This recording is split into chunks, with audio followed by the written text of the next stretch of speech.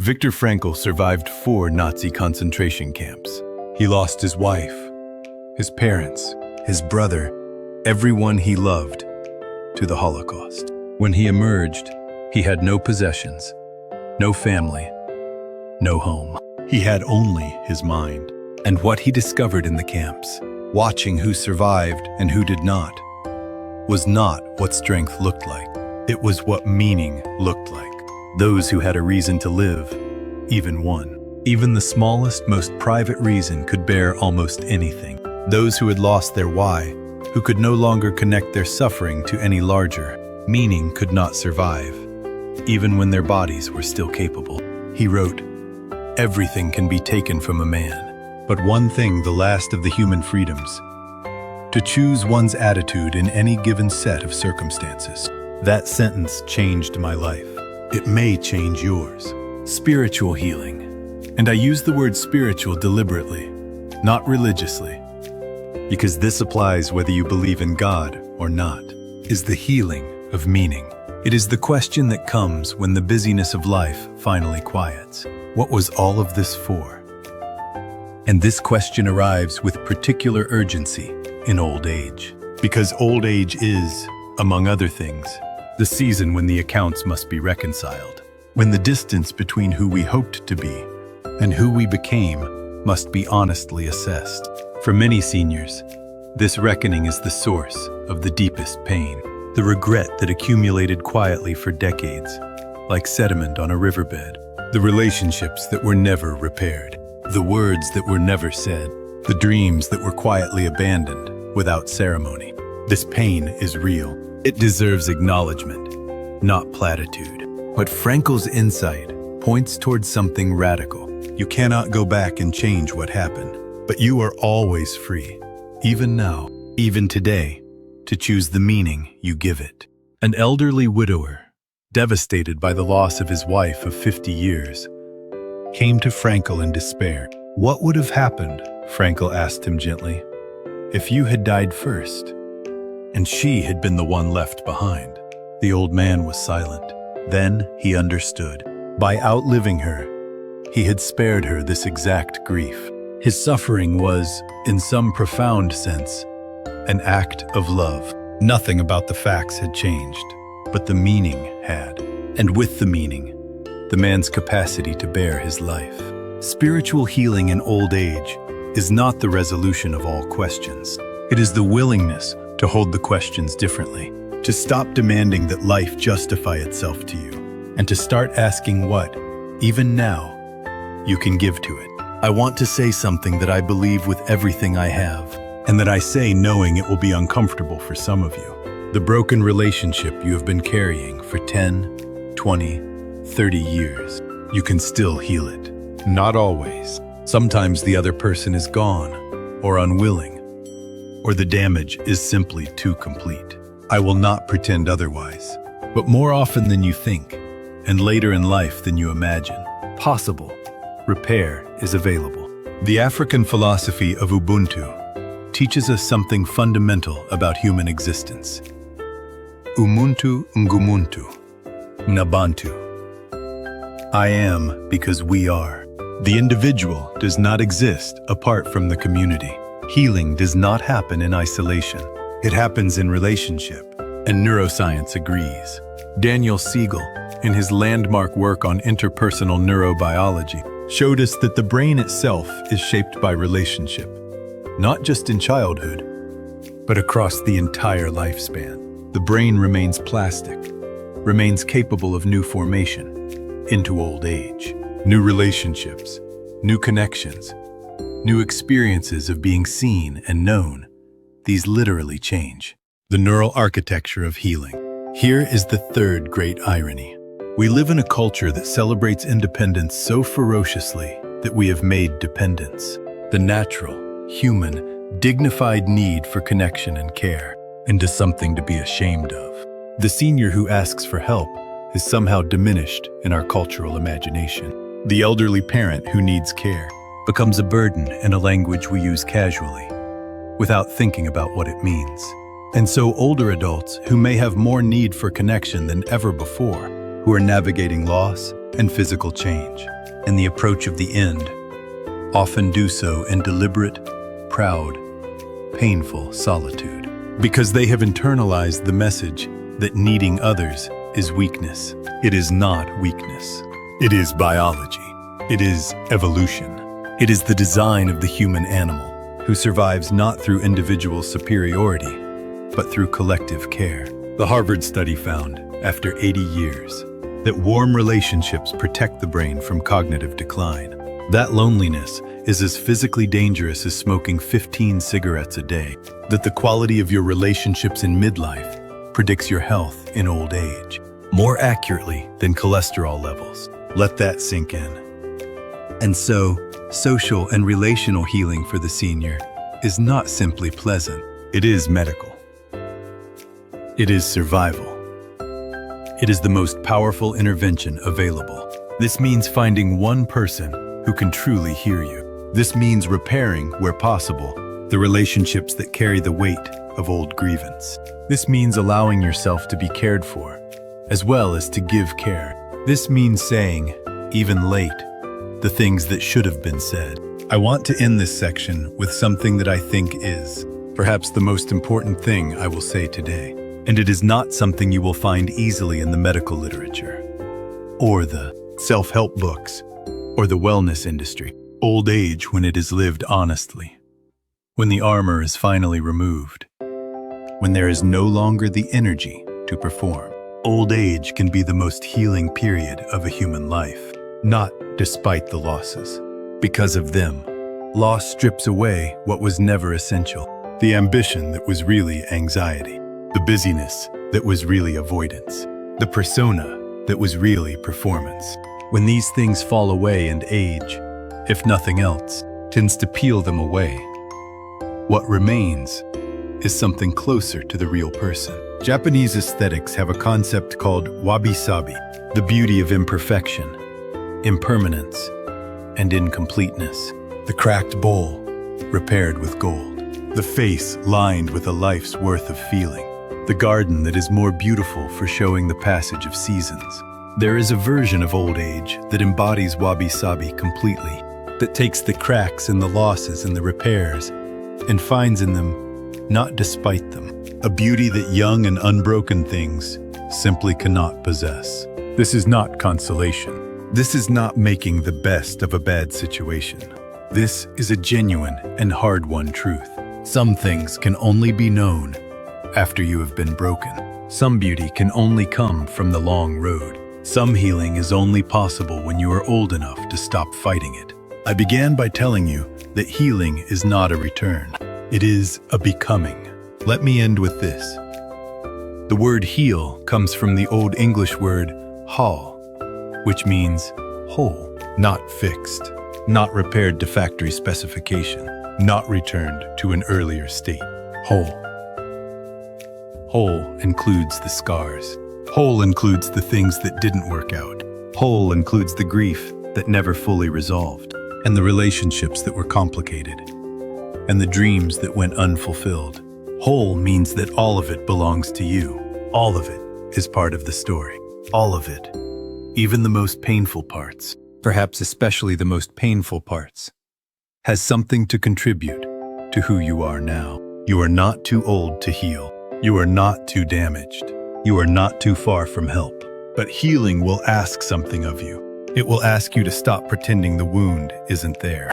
It will ask you to let someone close enough to see it. It will ask you to find, even in the pain, even in the loss, even in the long years of accumulated quiet, some reason, however small, to still be here. The fountain of wisdom does not flow despite the damage done to it over decades. It flows because of it.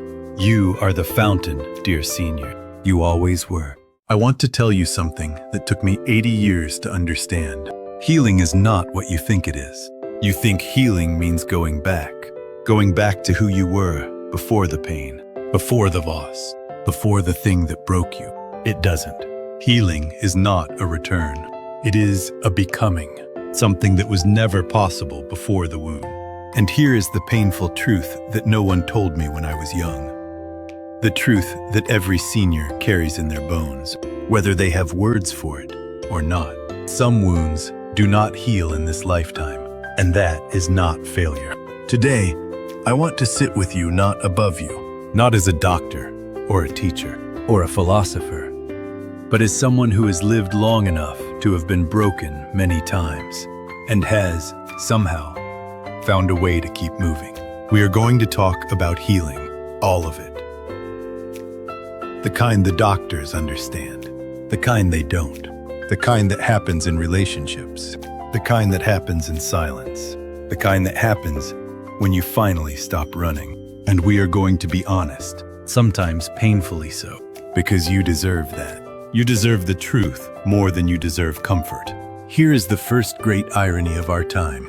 We live in the most medically advanced era in human history. We have drugs that can rewrite the chemistry of the brain. We have surgeries that repair hearts that would have simply stopped 50 years ago. We have therapists, counselors, support groups, meditation apps, wellness retreats, and an entire industry worth hundreds of billions of dollars, all dedicated to healing. And yet the World Health Organization tells us that in 2023, over 1 billion people on this earth suffer from a mental health condition, that 1 in 4 older adults experience social isolation, serious enough to affect their physical health, that among people aged 70 and over, suicide accounts for nearly 17% of all deaths in that age group. We have more tools for healing than any generation in history, and we are, by many measures, more broken. Why? What is going wrong? I believe, and I say this as someone who has watched this pattern across a long lifetime, that we have confused treatment with healing. We have confused the removal of symptoms with the restoration of the soul. The doctor can prescribe something to quiet the anxiety. The pill can dull the edges of grief. The therapy session can provide a framework for understanding trauma. These things matter. They have their place. I am not dismissing them. But none of them are healing. They are doors. Healing is what happens when you walk through. Let us begin with the body. Because for a senior, for someone who has lived long enough to feel the body begin its slow rebellion, the physical dimension of healing is immediate, daily, and impossible to avoid. Here is something your doctor may not have told you directly, but that medical science now understands clearly. The body does not simply age, it accumulates. Dr. Gabor Mate, in his extraordinary book, When the Body Says No, documented what many of us suspected, but few wanted to say out loud. The body keeps a record of everything you suppressed. Every time you swallowed your anger to keep the peace. Every time you ignored your own needs to take care of someone else. Every grief you did not allow yourself to fully feel. Every fear you functioned through but never addressed. The body was listening, always. Bessel van der Kolk spent 30 years studying trauma and arrived at the same conclusion through neuroscience. Trauma, he showed us, is literally encoded in the nervous system, in the body, not just the mind. The body keeps the score, he wrote, and it does not forget. I want to speak now directly to those of you who were the strong ones, the ones who held the family together, the ones who worked through the illness, through the divorce, through the death, through the financial ruin, and kept going. You kept going because someone had to, because life didn't pause for your grief. And now, perhaps, your body is telling you something. The chronic pain that has no clear medical explanation. The fatigue that rest does not fix. The way certain sounds or smells take you somewhere you do not want to go. The tightness in the chest that arrives without warning. This is not weakness. This is the body, finally, feeling safe enough to say, we need to deal with this now. Physical healing for a senior, I have come to understand, is not only about the repair of tissues or the management of disease, though those matter enormously. It is about the renegotiation of a lifetime's worth of accumulated tension between who you needed to be and who you actually were. It is about learning, sometimes for the first time, to listen to your own body as a source of wisdom rather than a problem to be managed. Now we come to the place where most people stop. where most conversations about healing either become too clinical or too vague. I want to try to do something harder. I want to be specific. Emotional healing requires, first and most uncomfortably, honesty. Not the honesty you perform for others. The honesty you allow yourself in the dark, at 3 in the morning, when there is no one to manage your image for. The Harvard study of adult development has been following people for over 80 years. It is the longest study of human life ever conducted. And what did it find, after all, those decades? All those thousands of interviews. The single most important factor in health, happiness, and healing across every age, every culture, every economic background was the quality of human relationships, not wealth, not achievement, not even physical health, relationships. And here is the painful second irony, because we live in a time when we are more connected than ever, through technology, through social media, through the endless noise of communication, and simultaneously, more lonely. 1 in 4 older adults, the WHO tells us. 1 in 4 experiencing social isolation at levels that measurably shorten life, that measurably prevent healing. I have watched people I love reach old age with the deep, private grief that they were never truly known, not by their spouses, not by their children, not even by themselves. They were seen. They were respected. They were, in many senses, loved, but they were not known. And there is a difference that cuts to the bone. To be known, truly known, requires vulnerability. And vulnerability, as Brené Brown spent 20 years of research demonstrating, is not weakness. It is the birthplace of love, of belonging, of joy, and also, I would add, the birthplace of healing. You cannot heal what you cannot acknowledge. You cannot acknowledge what you cannot feel. You cannot feel what you have spent a lifetime suppressing. We told a generation, perhaps several generations, to be strong. Don't cry. Don't show weakness. Soldier on. Keep going. Be the rock. And they did. My generation did. Many of your parents did. Perhaps you did. And now those same people sit in the waiting rooms of doctors and therapists in their 60s and 70s and 80s with bodies that are exhausted, with hearts that are lonely, with grief that is decades old and never properly felt. And we call this the mystery of why. Older adults have higher rates of depression than any other demographic. It is not a mystery.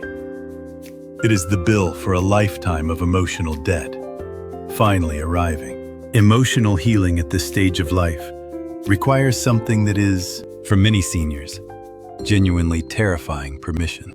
Permission to feel what you actually feel. Permission to grieve what was genuinely lost. Permission to be angry about the things that were genuinely wrong. Permission to need. This is not self-indulgence. This is the work.